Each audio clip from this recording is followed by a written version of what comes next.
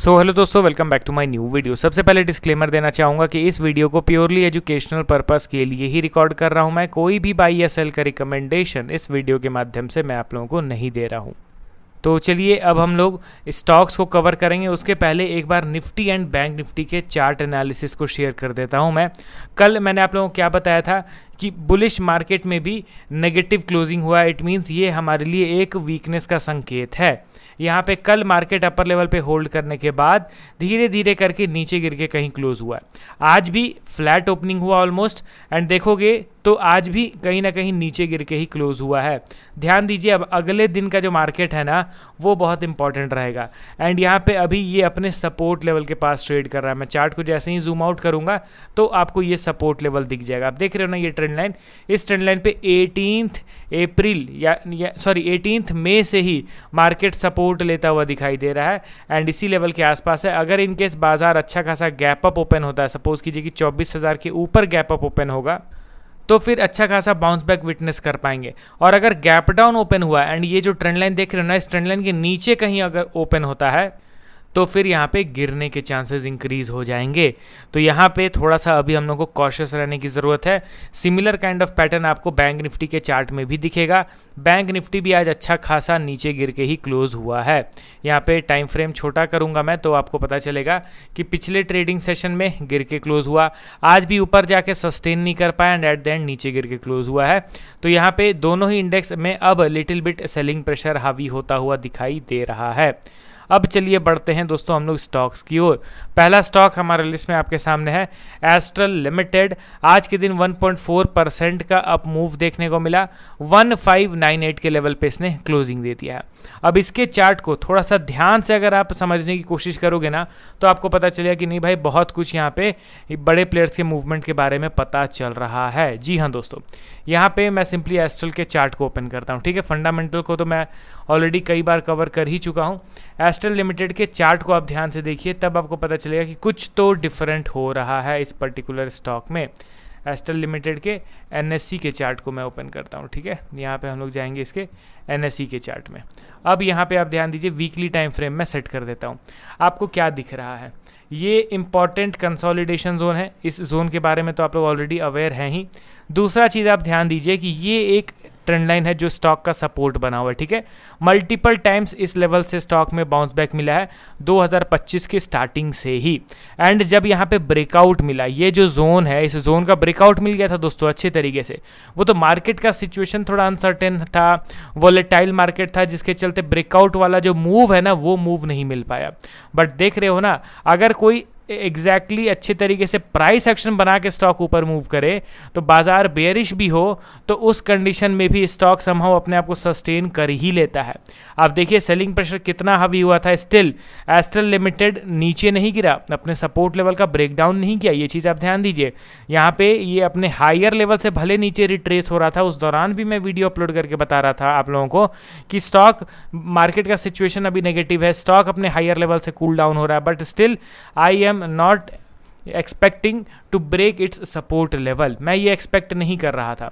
And यहाँ पे देखिए बाइंग हुआ, नीचे गिर गया। मल्टीपल टाइम्स बाइंग हुआ है, वीकली टाइम फ्रेम में अच्छा खासा क्लोजिंग भी मिला है, बट एट द एंड वो दोबारा से नीचे की ओर ही गिर जा रहा है। एक भी वीक में पॉजिटिव क्लोजिंग के बाद फॉलो थ्रू नहीं मिला है, ये चीज़ आप ध्यान दीजिए।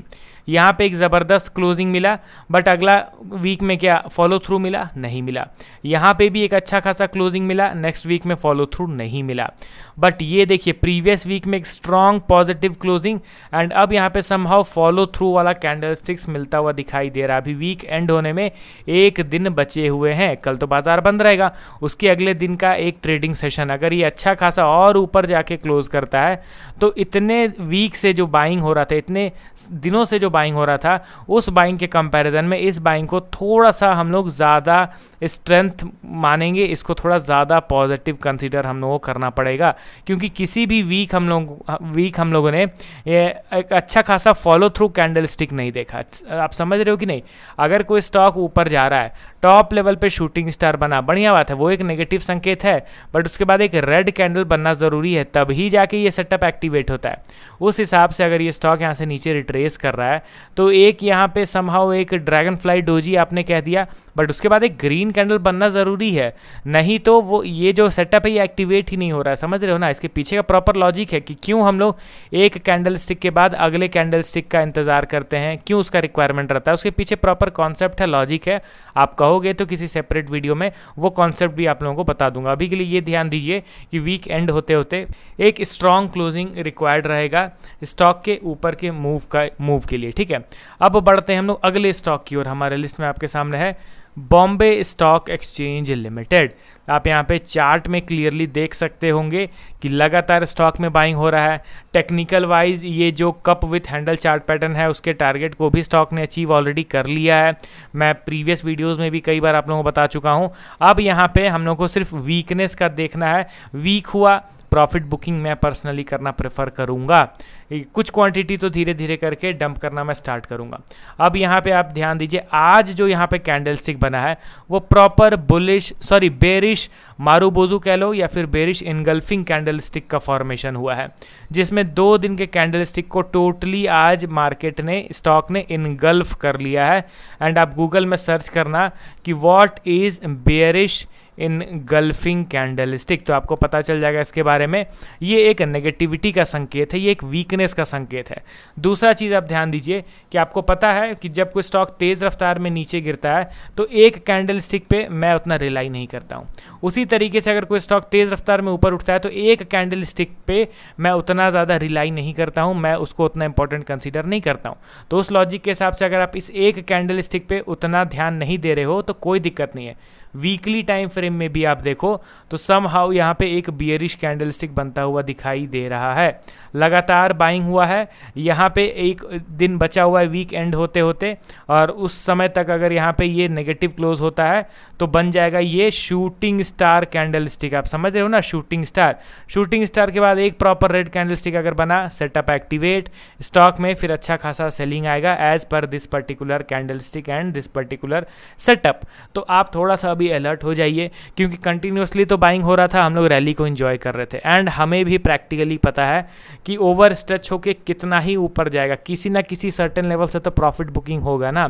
और अगर हम लोग शॉर्ट टर्म प्लेयर्स हैं तो हम लोग कहीं ना कहीं हम लोग भी प्रॉफिट बुकिंग करना प्रेफर करेंगे। तो मैं सिर्फ जनरल ट्रेंड बता रहा हूँ। हालांकि ये जो गिरावट होगा तो वो लोगों को मौका भी देगा खरीदारी करने का। जिन लोगों का मौका छूट गया, जो लोग नहीं खरीद सके लोअर लेवल पे, अब उनका मौका, उनका चांस आने वाला है स्टॉक में बाइंग करने के लिए। तो आई होप ये कॉन्सेप्ट आपको समझ में आया होगा। टोटल 2 ही वीडियो स्टॉक को मैंने इस वीडियो में इंक्लूड करा है, ठीक है। नेक्स्ट वीडियो में अगेन कुछ अन्य स्टॉक्स को मैं ऐड करने वाला हूँ। अपना पॉइंट ऑफ व्यू दोनों स्टॉक्स के रिगार्डिंग बताइए। मिलता हूँ नेक्स्ट वीडियो के साथ। Okay then, bye bye.